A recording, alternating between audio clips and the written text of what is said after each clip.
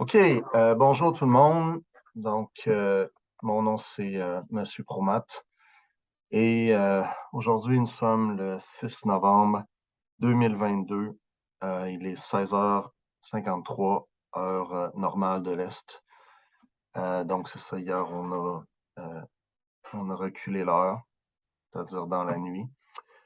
Donc, aujourd'hui, je vais faire ce problème-là pour un de mes élèves en tutorat qui s'appelle Noah. Je dirais pas son nom de famille, évidemment, pour des raisons de confidentialité. Mais par contre, je peux dire aussi que c'est pour les gens de entre guillemets, donc les deux entités ici sont saluées. Parce que Noah, c'est un client, sa mère est un client de entre guillemets. OK, donc ça pour dire que je le fais pour Noah et en couple. C'est beau. Donc, alors, je vais vous partager immédiatement le dit problème en question. Alors, allons-y avec un partage d'écran. Voilà. Alors, OK. Bon, alors, le problème qu'on a ici, donc je vais juste tasser un petit peu par là, dans le coin, OK. Pas que ça me perturbe, là, je vais juste... OK. Donc, pardon. Donc, si on dit détermine le volume du prisme représenté ci-dessous, sachant que ses dimensions sont données en centimètres. OK? Donc, première des choses, Noah, évidemment, je te poserai les questions si tu étais là. On aura peut-être la chance aussi de le refaire là, soit ensemble ou encore euh, que tu pourras l'avoir en vidéo aussi, donc pouvoir avoir l'occasion. Évidemment, ce qui est pratique d'une vidéo, c'est qu'on peut mettre ça sur pause et on peut prendre des notes, etc. Alors, vous êtes tous invités à le faire. Ça me fait toujours plaisir, peu importe qui consulte ma vidéo. C'est toujours très apprécié. Ça me fait des vues de plus. Et un jour, qui sait, peut-être je pourrai en vivre. C'est peut-être un rêve dans le futur. Donc, toujours dans le domaine de l'éducation. Bon. Alors, première des choses, première question qu'on se pose, c'est quoi la formule du volume?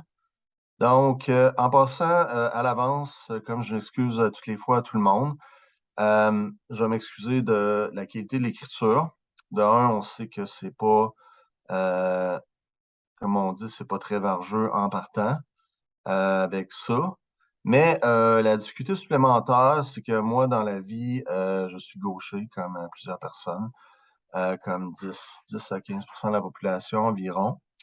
Et le désavantage de ça, c'est que ma souris est à droite. Donc, j'écris de la main droite. Et c'est ça. Donc, ça donne une double difficulté ici. Donc, c'est comme j'ai à peu près un niveau de cinquième, mettons de sixième année de vie à ce niveau-là. Ben, tu vois, là, je suis quand même assez fier là, de mon mot. Donc, on cherche le volume du prisme. Ici, c'est un prisme là. Euh, Prisme à base rectangulaire. Donc, le volume, c'est, euh, admettons qu'on nomme, euh, ici, admettons, on va dire, OK, mettons longueur fois largeur, ou encore base fois hauteur fois profondeur. On va y aller comme ça. Donc, la base, si je vais l'appeler B, euh, donc B, ça va être égal à ça. 4, 4 au cube divisé par 3 à la 5, entre parenthèses, mis au carré. OK? Donc, évidemment, quand je dis au cube, c'est à la 3, ou exposant 3. Et quand je dis au carré, c'est à la 2, donc exposant 2. Donc, ici, évidemment, on a un rectangle comme ça, donc base fois hauteur. Et ici, appelons-le profondeur. Donc, j'aurais pu choisir d'autres lettres, là, mais peu importe. Donc, le volume, la façon qu'on le trouve, c'est base fois hauteur fois profondeur. Donc ici, on va mettre B fois H, base fois hauteur, fois P pour la profondeur. OK? Donc, qu'est-ce que ça l'assume ensuite? C'est que on va remplacer chacune des lettres par les valeurs ici. Donc, ici, on a ça. Ici, pour le B, on a ça ici. Et, pardon, pour le P, on a ça ici. OK? Donc, je devrais survivre. Peut-être une petite gorgée d'eau en passant. Pardon. OK, je vais peut-être le couper au montage. Mais bon, ça fait partie de la vie. Alors, je m'excuse de tout ça. Mais on reprend le collier. Alors, on reprend donc le volume V va être égal à, dans le fond, la base, qui est ici, j'ai nommé 4 à exposant 3, OK, divisé par 3 exposant 5, qui, lui, ensuite, est mis à l'exposant 2, OK? Donc, ça, je vais tout mettre ça dans une grosse parenthèse, comme ça, multiplié par le H, qui est 3 à la 6. Et après ça, donc je vais juste fermer la porte ici. On essaie de penser à tout, n'est-ce pas? Quand on a une chaîne comme ça, on veut éviter les désagréments, mais quand on est tout seul, mais c'est ce qu'on appelle un one-man army. Donc, il faut se débrouiller avec les moyens du bord, donc on est tous en même temps. OK. Donc, et ensuite, racine carrée de 100 multiplié par 3 exposant 4. OK? Donc, ici, il y a des choses que je vais pouvoir simplifier en partant. Alors, j'essaie de faire ça. Donc, Noah, je vais m'adresser à Noah, même si je suis plus qu'une personne probablement, qui va visionner la vidéo. Alors, ça, je vais faire des fractions là, avec. Bon, si ça peut vous aider, tant mieux. Si vous trouvez ça plus mélangeant que d'autres choses, vous pouvez oublier ça. Là, dans le fond, ça ne change rien. Donc, c'est ça. Parce que lorsqu'on multiplie des fractions ensemble, tout ce qui est au numérateur va se multiplier ensemble. Et qu'est-ce qui est le numérateur? Évidemment, c'est le chiffre du haut dans ma fraction. OK? Et qu'est-ce qui est au dénominateur? C'est le chiffre du bas. OK? Donc ça, on l'avait vu ensemble, Noah. Alors, je vais simplifier une couple d'affaires. Il y a 2 affaires, je vais simplifier en partant. Je vais me diriger ici. Donc, je vais quand même travailler avec les exposants. Là. Je vais les garder. Je vais garder ça pour la fin. Là. À la fin, on va avoir une solution qui n'aura pas d'exposant nécessairement. Et c'est ça. Donc, on pourra simplifier à partir de là.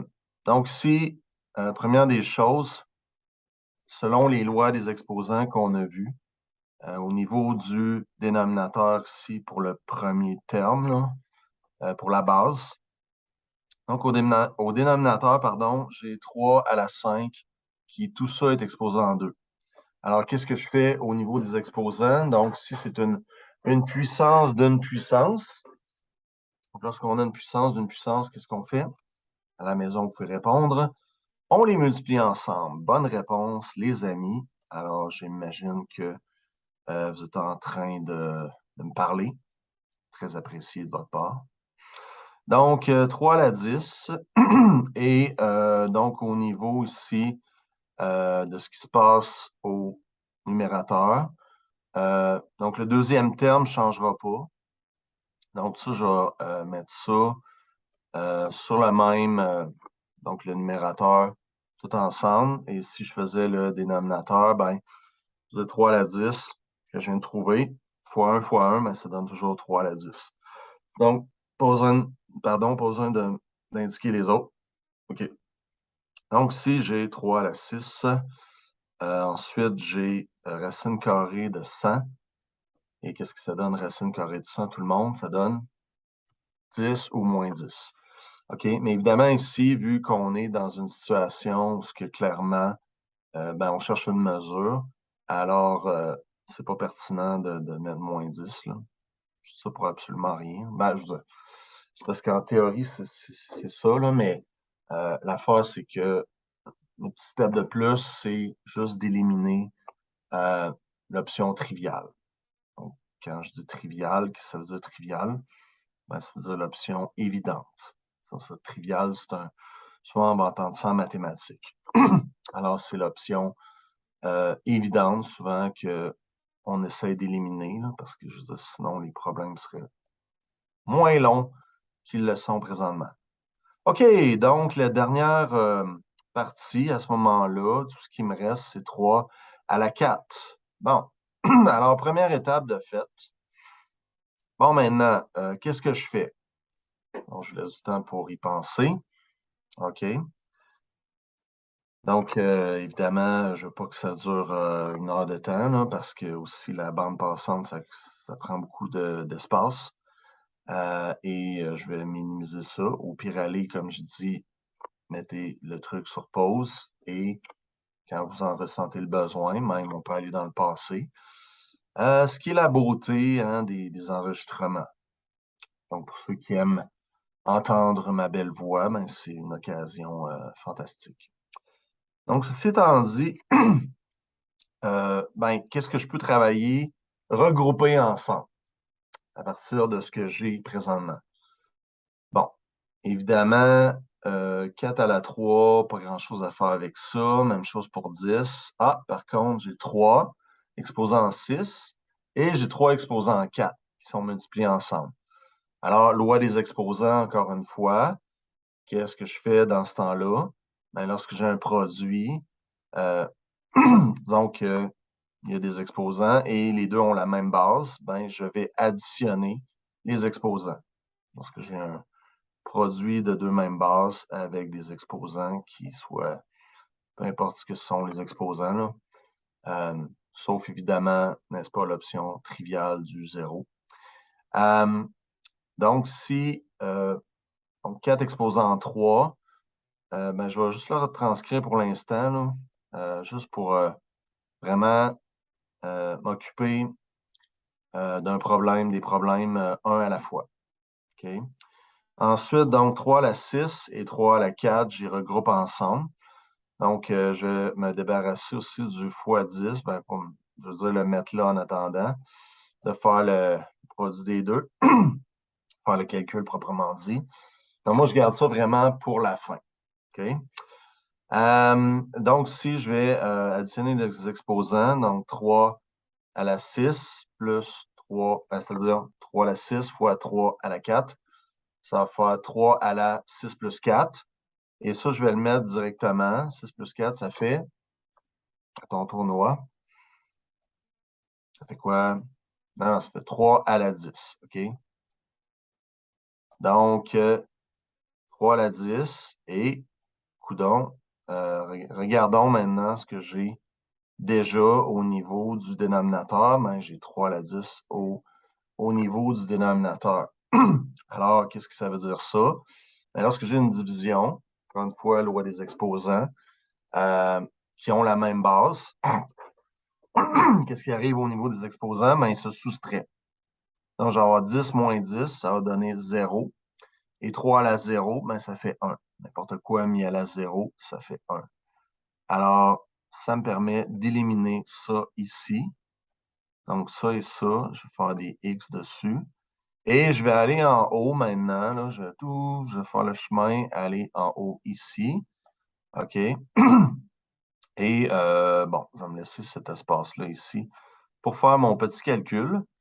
Ce qui fait qu'en bout de ligne, j'ai 4 à la 3. Et 4 à la 3, ça donne quoi? 4 fois 2. Voyons. 4 fois 4, 16. 16 fois 4, 16 fois 4, 64. Parfait. Donc, 4 à la 3 ou 4 au cube va me donner 64. OK? Et je vais trouver le 10. Donc, fois 10. Et donc, ce qui me reste, ça sur 1, ben, donc ça, je ne le mettrai pas ici. Donc, 64 fois 10, ça fait 640. Et ça va être ça la réponse. Est-ce qu'il me manque quelque chose, Noah? Ben, je veux dire, ici, il va juste avoir à retranscrire la réponse ici, là. Donc, ce serait ici, là, 640 comme ça.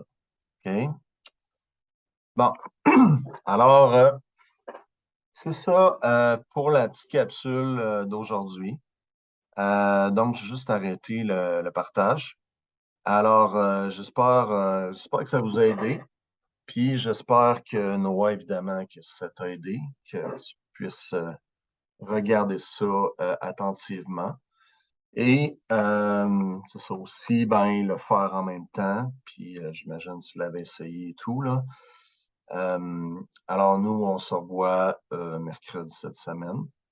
Et j'aurai peut-être l'occasion de faire d'autres capsules du genre.